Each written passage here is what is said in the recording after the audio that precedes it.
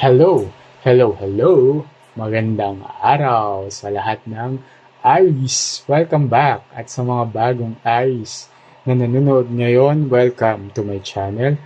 Ako nga pala, si Mystico Moreno or in short, Mismo.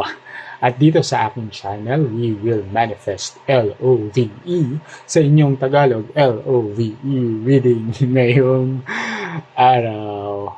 Okay, so ngayon na mismo. Okay? So, sa reading na ito, ang gagawin natin ay yung weekly love reading for February 16 to 22. At habang binabalasa ko ang cards na to, gusto kong magpasalamat sa lahat ng Aries na nakasubaybay. Sa lahat ng Aries na sumusuporta sa channel ko, maraming salamat. And sa mga bago, sana supportahan ninyo ang channel ko by subscribing to this channel, by liking this video, and by sharing it sa iba pang Arianas na kilala ninyo. And kung mag-resonate ito, comment lang below. Okay, so tingnan natin yung overall energy. Second card nung spread na to, protection. Okay, so it means na you are protected by the universe, by God, by people around you as well when it comes to your love life, and pwedeng this person is very protective of you as well, or you're also protecting yourself from harm, from hurt, from heartbreak. Pero tingnan natin, that's just overall energy, pero malalaman natin yung detalye, anong kind of protection ba ang meron sa Aries Collective. Sige, alamin natin. At habang binabalasa ko to, okay, I hope that this reading will resonate. Pero dahil collective reading ito, this may or may not resonate sa inyo. At kaya kung hindi, wag natin pilitin. Okay? It means na hindi para sa inyo itong reading na to. Kaya abangan nyo na lang yung mga susunod pang love reading. Okay? So, sige. One last shuffle, and then I'll pick 10 cards. Second card is Nine of Swords, King of Cups, King of Coins, the Hermit, Five of Cups, Six of Wands, Four of Wands, Eight of Coins, King of Swords, and Two of Wands. Tatlong kings ang lumabas. Okay? So it started with the Nine of Swords, ended with the Two of Wands. Okay?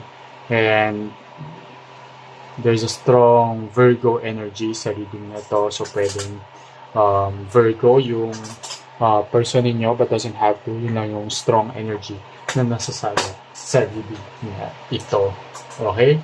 Sige, let's interpret the cards. So,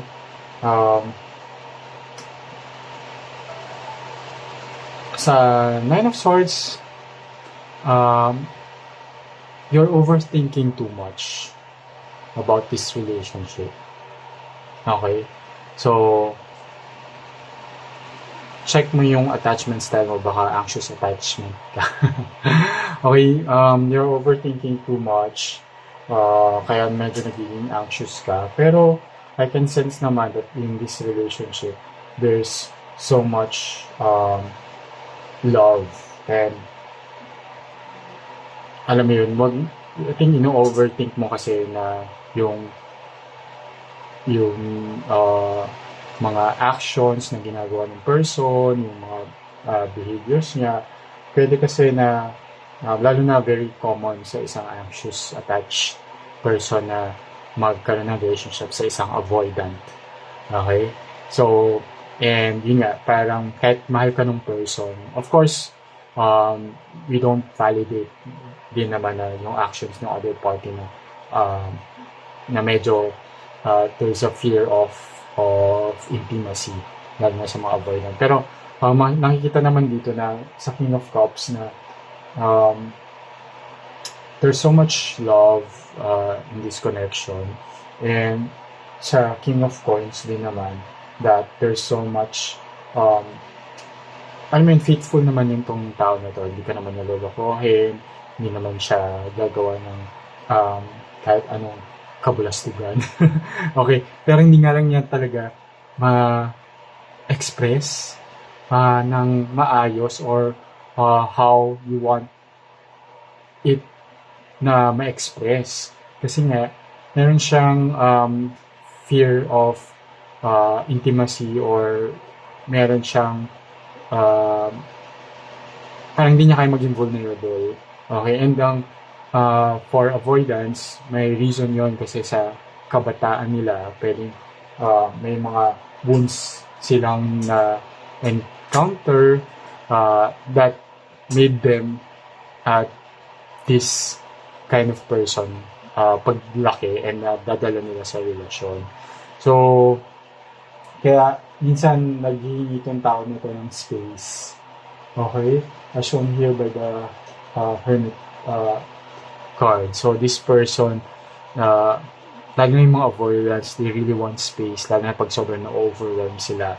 However, para sa'yo, parang it's making you feel sad kasi parang ini-interpret mo siya na ay hindi na ako mahal, ay baka meron ng iba, ganyan. So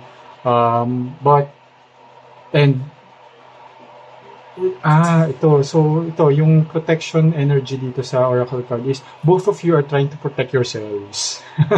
Okay, so this person, ang avoidant person, tinatry niyang protektahan yung heart niya na masaktan kasi nga in the past lagi siya na-hurt kaya siya naging avoidant, pero mahal ka niya, gusto ka niya, hindi lang niya ma-express talaga kung paano mo gusto ma-express. And ikaw, pinaprotektahan mo rin yung sarili mo from being abandoned, di ba? So, kasi nga ikaw having an anxious attachment, yun yung tendency mo na parang mag-overthink kasi ayaw mong iwanan ka. Pero hindi ka naman iwan ng tao na to. Pero it's causing both of you some stress and sadness. Okay? Pero eventually ma-overcome nyo to. As shown here with the Six of Wands, which is a card of triumph, a card of victory. Okay? So, whatever challenges na nangyayari sa inyo, ma-overcome nyo siya because gusto ninyo ang isa't isa, mahal ninyo ang isa't isa. Okay? And shown here by the Four of Wands, there will be reunion din. I mean, alam niyo, parang despite this conflict, despite this space will result back into a reunion. Okay? And this as ano pa dito with Eight of Coins, that there will be more effort, mas magiging dedicated kayo sa isa't isa once ma-resolve ninyo itong issue ninyo, and it will allow you to move to the next level or being committed to each other. Okay, and as shown here with the King of Swords, King of Swords is having maturity, a sense of maturity. So, from anxious and avoidant, diba, pag na-resolve nyo na, ano ba yung next? Ano ba yung mature level ng attachment styles na yun? Is a secure attachment style. And it requires you to both have to make that choice. Because choice yun, hindi lang siya basta awareness. Okay? Pag aware kayo with your attachment styles, you really have to work on it, you really have to heal, and it's a matter of choice. Okay? And tama na protektahan masyado yung sarili niyo because the universe and God is protecting both of you when it comes to your connection. So, hayaan nyo na si God and hayaan nyo na ang universe to do the protection part. So, hindi nyo na kailangan protektahan yung kanya-kanya yung mga sarili dahil protected na kayo. Okay? So, you now have to heal and work on it para maging okay ang relationship ninyo. Okay? So, I think very straightforward naman yung reading na to. Pero, tingnan natin ano yung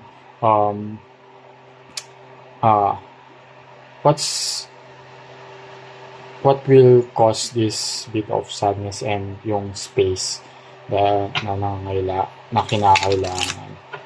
Kulang tayo na isang clarification card. Second card. Okay. 8 of Pentacles. So, si 8 of Pentacles nga, yeah, true, tama. 8 of Pentacles is, ito rin na, 8 of Coins, is a card of commitment. Nga. Parang, at medyo, when it comes to commitment, medyo hirap nga kayo kasi nga, pareho kayong may wounds na kailangang i-heal. Okay? Sige. Sana nag-resonate to.